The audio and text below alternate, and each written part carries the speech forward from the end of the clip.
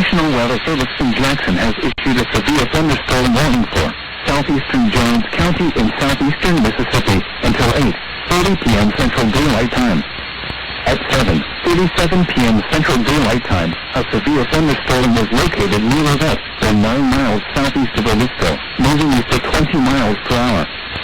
Hazard, 60 miles per hour in gusts and quarter-size hail. Source, radar indicated.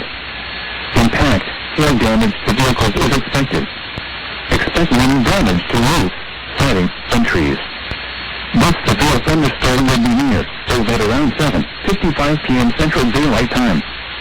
For your protection, move to an interior room on the lowest floor of a building.